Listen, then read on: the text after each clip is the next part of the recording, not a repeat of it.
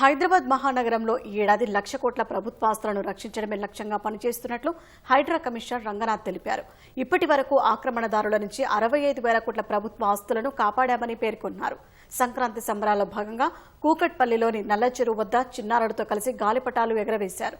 తన చిన్ననాటి జ్ఞాపకాలను గుర్తు చేసుకున్న రంగనాథ్ నేడు పిల్లలకు ఆహ్లాదకరమైన వాతావరణం లేక భవనాలపై గాలిపటాలు ఎగరేసే పరిస్థితి నెలకొందన్నారు.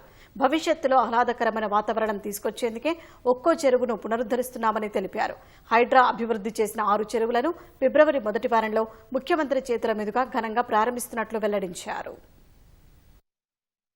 హిస్టరీని రివైవ్ చేయాలనే ఉద్దేశంతో గవర్నమెంట్ ఈ లేక్స్ రిజ్యూనేషన్ పెద్ద ఎత్తున టేకప్ చేసింది. ఎవరైతే కనుక అప్పుడు పెద్ద ఎత్తున నిరసనలు చేశారో పలు ప్రాంతాల్లో వాళ్ళే ఇప్పుడు వచ్చి హైడ్రాకి మద్దతుగా వేలాది మంది వచ్చేసి వాళ్ళు ప్రదర్శనలు చేస్తున్నారు. ఎందుకంటే ఇప్పుడు వాళ్ళకి బెనిఫిట్ అయ్యేది ఎవరికి? ఒక 5-10 మందికి నష్టం వచ్చేవి కానీ వేలాది మంది లక్షలాది మందికి బెనిఫిట్ అవుతారు.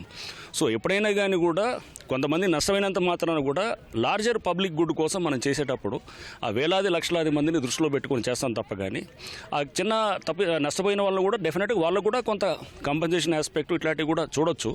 అది కూడా వాళ్ళకి టీడీఆర్స్ ఈ విధంగా చేసేది కూడా ఉంది.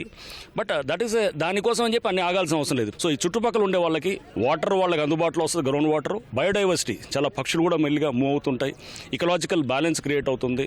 దీంతోపాటు ఒక మంచి ఆహ్లాదం, అంటే ఇది మైక్రో క్లైమాటిక్ కండిషన్స్. ఇప్పుడు చెరువు దగ్గరకు వస్తే రేపు చెట్లు ఇవన్నీ చేసిన తర్వాత 3-4 డిగ్రీలు తక్కువ ఉంటుంది ఇక్కడ.